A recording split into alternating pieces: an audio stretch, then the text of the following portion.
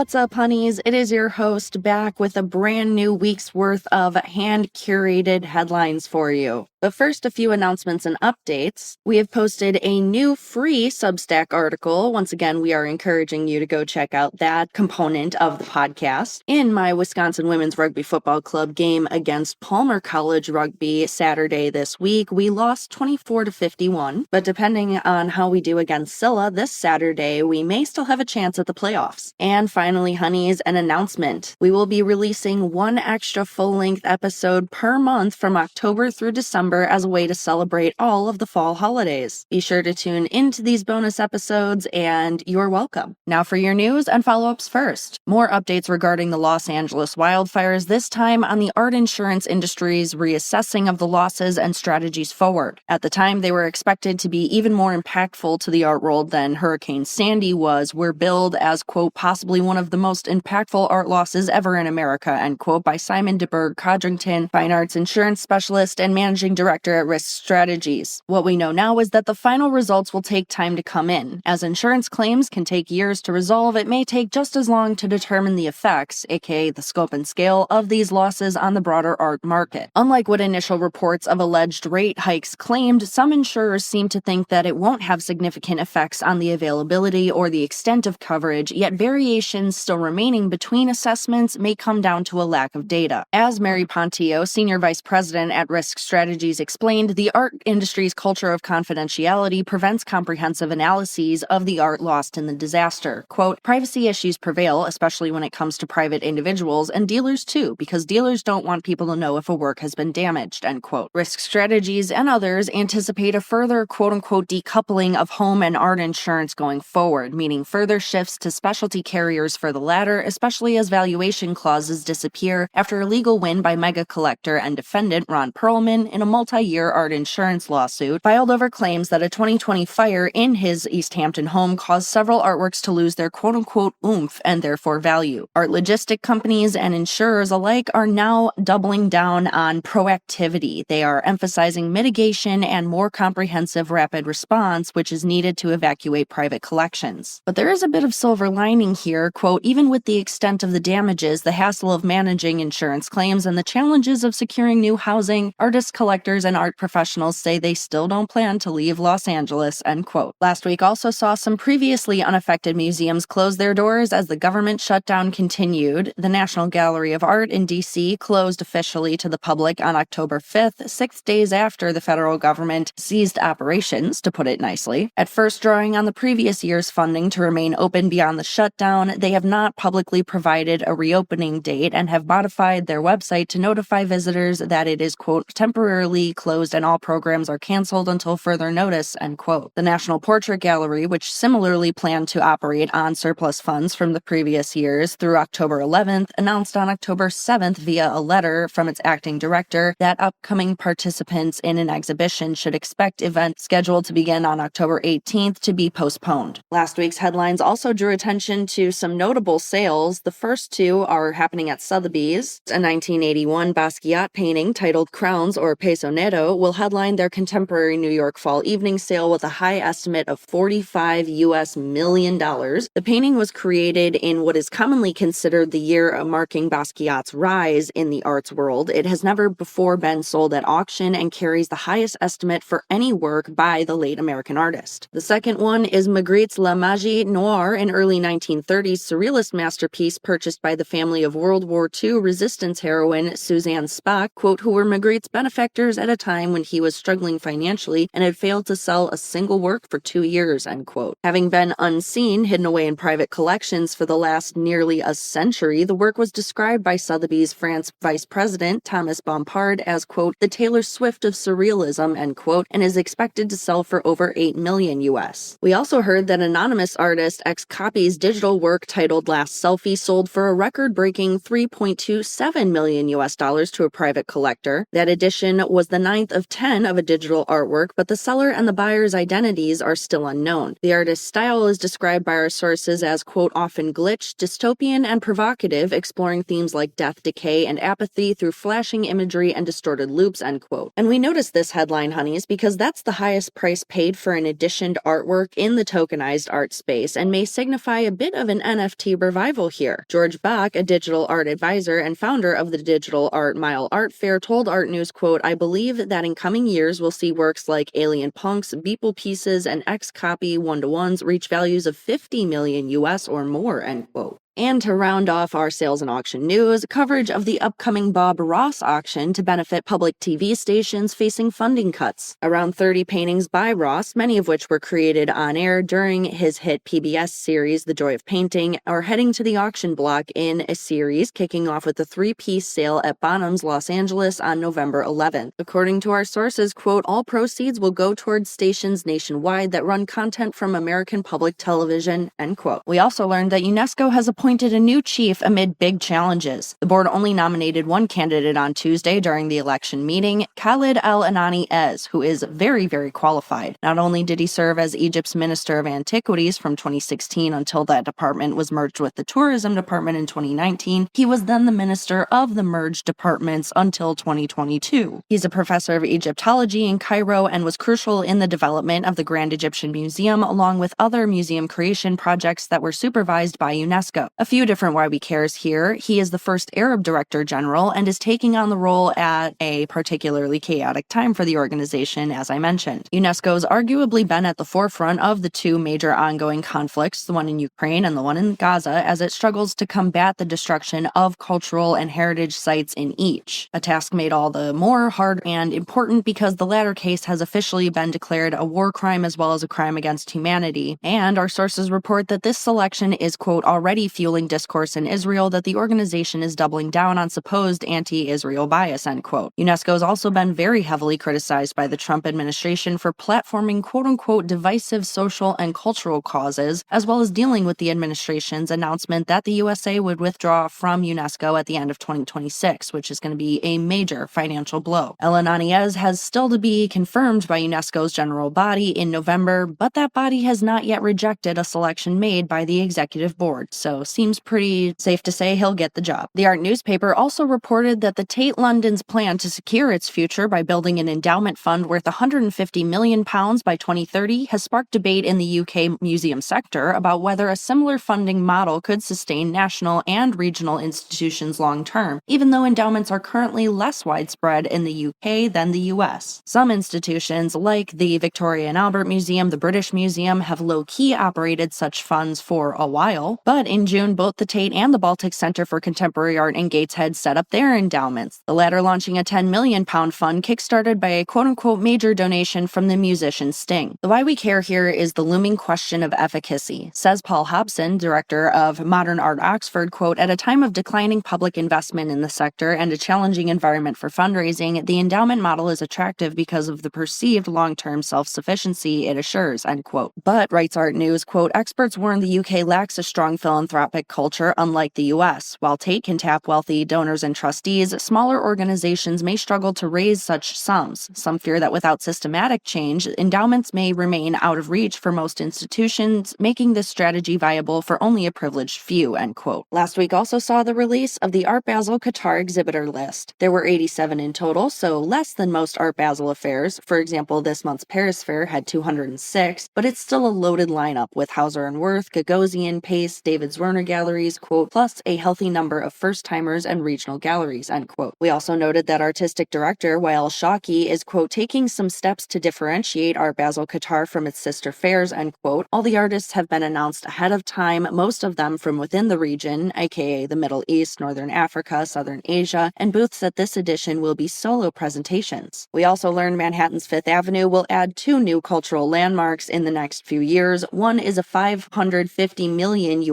wing at the Met Museum of Art dedicated to modern and contemporary art. The second will be a new home for Harlem's National Black Theater, a pioneering institution in Black arts and culture. The most significant part of this news is that both projects are being led by Frida Escobedo. The Mexico City architect is known for making her own way in a male-dominated field. Her appointment for both of these jobs marks a historic milestone as she becomes the first woman to design a wing at the Met in its 155-year history. And according to a new report in Le Monde, French museums are worried that Trump could change the so-called equivalency determination in the near future. Equivalency determination is a process by which a foreign organization can be deemed equivalent to a public charity in the U.S., meaning that organization can receive donations like a U.S. nonprofit. So donors can just direct the grants to foreign charities without special approval from the U.S., as well as deduct these donations from their taxes. However, in April, Bloomberg reported that the administration was considering ending equivalency as part of a broader crackdown on the tax-exempt statuses of nonprofits and universities that oppose Trump's agenda, but no concrete action has been taken yet. This story got our attention because this fear of donors becoming hesitant has not been realized yet. Supporter of cultural initiatives, the Fondation de France, told Le Monde that American donations have actually increased 21% since the beginning of the year, and 35% when looking specifically at the arts and culture sector. But the possibility of ending this deduction set off alarm bells for many Jewish philanthropic organizations as well, many of whom rely on that status to take in U.S. donations earmarked for causes in Israel. So a very nuanced issue here. After the 100-year-old institution announced in a statement last month that it would close its Learning, Engagement, and Belonging department, the Speed Museum of Kentucky has laid off 9 employees and reportedly negotiated severance packages with them. The Speed is the state's largest and oldest museum, and a spokesperson for it told Hyperallergic that because the museum's board of trustees approved a budget that cut the institution's operating expenses by 30%, it had to preserve quote-unquote non-negotiables, including security and building maintenance. The department previously oversaw programs for local K-12 students, among others, serving 20,000 individuals. A department that serves 20,000 people seems like a non-negotiable to me, but go off. As for what's next, a spokesperson confirmed that school tours will continue after a pause and that some of the department's programs will continue to operate, though it's unclear at this point how. Private Christian University Pepperdine was in the news last week for shuttering an exhibition after altering so-called political art. The school abruptly closed an exhibition 6 months ahead of schedule following requests from at least a dozen artists to withdraw from the show as a protest of perceived censorship in the form of the school's removal or alterations of art it considered political. The show opened September 6th and featured a range of artwork that centered on hands as symbols of labor, identity, care, and connection. One of the artists in the show, Ilana Mann, was informed that her video, Call to Arms 2015 through 2025, but created in 2025, had been turned off at the university's request on October 1st. That action was in addition to changes made to a presentation of a large collaborative sculpture by the group Art Made Between Opposite Sides, or AMBOS. Michael Friel, Pepperdine's senior director of communications and public relations, told our sources that the two works were removed from display because of Pepperdine's, quote, established practice with the Weissman Museum, which has been to avoid overtly political content consistent with the university's nonprofit status, end quote. He went on to say the university decided to close the exhibition altogether on October 8th after several artists asked to remove their works. What's notable about this story is that Mann, among many other artists in the show, noted similarities between this situation and larger attacks on art and culture taking place nationwide. More specifically, Trump's September 25th signing of the memorandum titled, quote, Countering Domestic Terrorism and Organized Political Violence, end quote, which instructs federal agencies to prosecute nonprofit organizations that are supposedly engaged in acts of political violence. And according to various advocacy groups, whose unclear language gives the government power to silence dissent and suppress diverging views. Last week also saw controversy raised over the elimination of Belgium's oldest contemporary art museum. The heart of this controversy lies in differing interpretations of the International Council of Museums' guidelines. Belgian cultural leadership says that it must condense into a few main cultural museums from the current spread and small regional situation to be compliant, but many in the industry disagree. Members of Museum Watch Committee, an initiative of the International Committee for Museums and Collections of Modern Art, are among many to sharply criticize the Flemish government's recent decision to transfer the collection and mission of Antwerp's MHKA to a newly formed museum in Ghent by 2028. In an October 10th statement of support of MHKA, they said they were, quote, profoundly concerned by the recent news, end quote, and that, quote, this government plan is based upon a false administrative logic that sees collections as as merely an assorted accumulation of items, end quote. A confederation of 13 European museums and art organizations known as La Internationale also published a statement in support of the museum, calling for a reversal of this decision and adding that it, quote, further objects to the lack of transparency and detail so far, end quote. MHKA's director himself wrote that he was, quote, at a loss, while board chairman Herman de Bode resigned after the decision was made. Others raised concerns about removing the art from its site-specific collection and the futures of museum staff members. We will see if these critics are right in their belief that this, quote, potentially disastrous decision will have an unprecedented impact on Antwerp by negating the essential cultural, social, and economic contribution of MHKA to the well-being of the city, end quote. In a 5-count claim filed in New York Supreme Court on October 3rd, painter Odile Donald Odita sued Jack Shainman Gallery, accusing them of retaining over $1 million worth of artworks as it, quote, failed to adequately protect and sell them, end quote. It similarly accused the gallery of violation of the artist-merchant relationship under New York state law and breach of fiduciary duty. While Odita is requesting $500,000 US in damages as well as the return of his pieces, a spokesperson for the gallery said that they, quote, dispute all claims made by Odita and will be providing a full response in public court filings, end quote. But we noticed this headline, honeys, because it challenges models at the very heart of the gallery system by highlighting differences in opinions between artists and galleries on who has what rights. An August 2016 letter of agreement included in court filings and reviewed by our sources stated the gallery would pay Odita monthly stipends of $14,000, offsetting them through sales of his work and outlining processes for if there was a surplus or a deficit. But the lawsuit states that a senior director at Jack Shainman notified the artist that his monthly stipends would be halted in October of 2024, citing a, quote, large outstanding deficit, end quote, after 8 years of operating under that arrangement. Then, while denying him the ability to retrieve the works or sell them himself or through another gallery to pay off this outstanding balance with Shainman, approximately $350,000 in March 2025 per the filing, they continued selling his artworks. The suit claims that those actions, quote, directly impacted his ability to earn a living and his overall reputation as an artist, end quote. We'll keep you updated as the case continues. The Musée d'Orsay also put Manet on mock trial for obscenity last week in an event held Thursday evening in the museum's auditorium. It brought together students from the Fédération Française de Débat et d'Éloquence. Sorry guys, I took Spanish, not French. 3 lawyers, one who acted as the prosecutor, and a sitting judge to debate the propriety, or lack thereof, of Déjeuner sur l'herbe, an artwork that caused major controversy and discussion when first unveiled at the 1863 Salon des Refusés. The fascinating twist on this trial is that they all did it as the major figures involved with the painting's creation or the defense of it against criticism at the time. For example, Manet himself, model Victorine Morand, Manet's wife, writers Charles Baudelaire and Émile Zola, etc. And it was as realistic of a trial as they could make it, given the focus was on basically feminism and the right to freedom of expression, and therefore was a really unique teaching tool. Our sources write, quote, Victorine Morand asserted her right to nudity and, more broadly, to women's emancipation. Her lawyer argued the absence of any material offense. Zola and Courbet vigorously contested artistic harassment and censorship, end quote. Julie Delassus St. Genis, a lawyer who is an expert on intellectual property and who attended the event, said in an interview with our sources, quote, the idea of a mock trial is both interesting and enriching as it allows art and law, 2 worlds that seem to be opposed at first glance, to enter into dialogue, end quote. Adding that the worlds are, quote, only seemingly opposed, however, because disputes over freedom of expression and, by extension, artistic creation have always been numerous, end quote. We also learned the creator of Humans of New York has transformed all of Grand Central into a public art installation. The monumental project, led by the photographer behind the wildly popular series, is now on view at the Manhattan train station, both above and below ground. Brandon Stanton spent most of his savings from the last 15 years on the public photo installation titled Dear New York, which replaces all of the advertisements in the transportation hub with some of his own portraits of New Yorkers and their poll quotes until October 19th. The Why We Cares for this one include that, according to the artist, it's a first in Grand Central's history and is a collaboration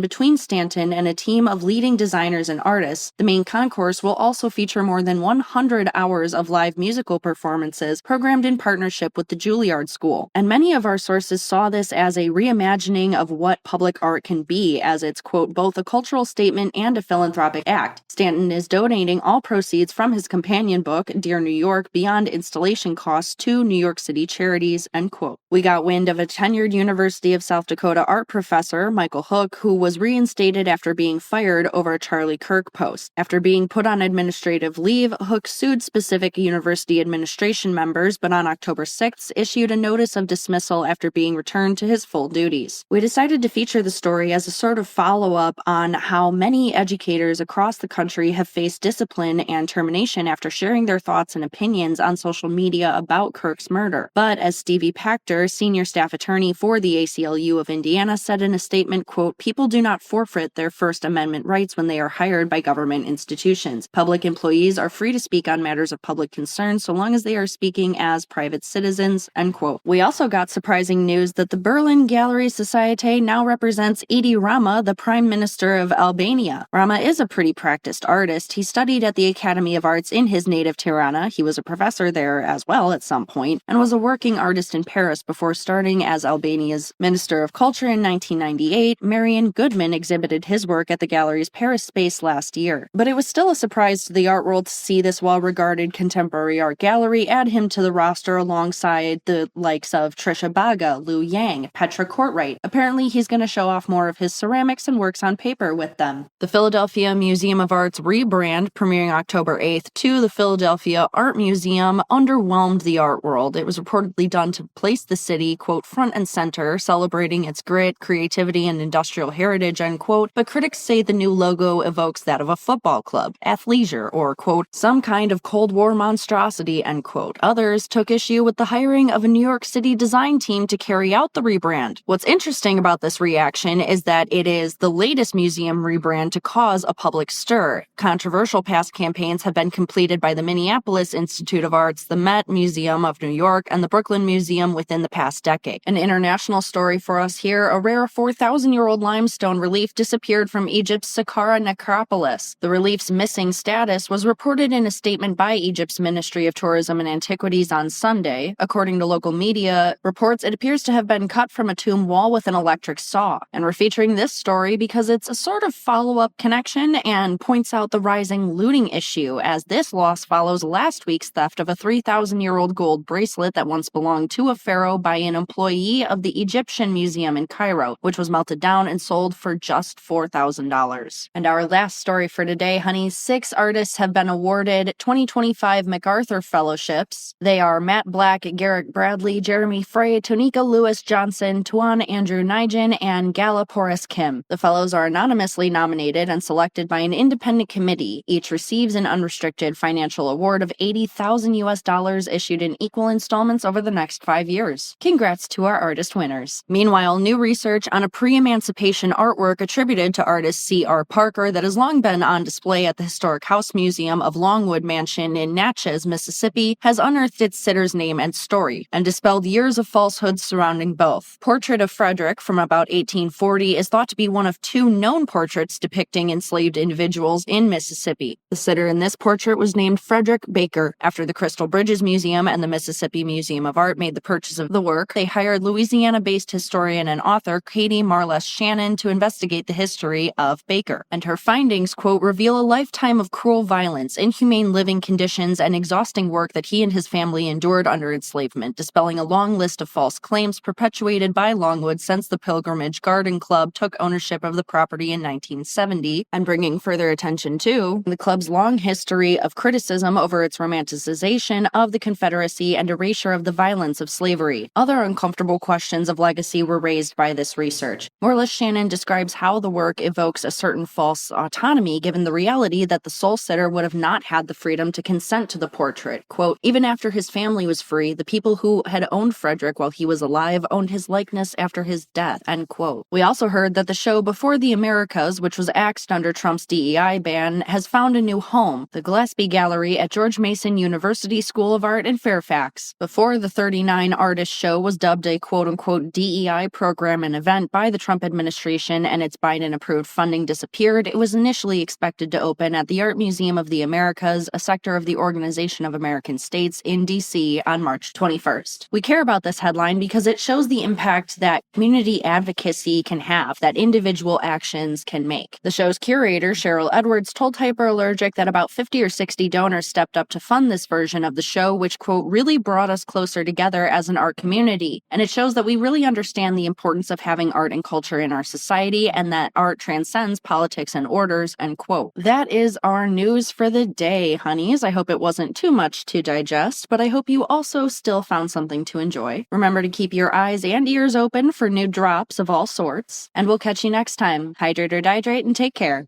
This podcast is produced, created, hosted, formerly edited, and fact-checked by master's degree holder Celia Bugnout. Chris Meinhold is responsible for our editing, mixing, and our intro and outro music. Special thanks to him for that. And as always, remember to like, subscribe, share, comment, so on all your favorite listening as well as social media channels.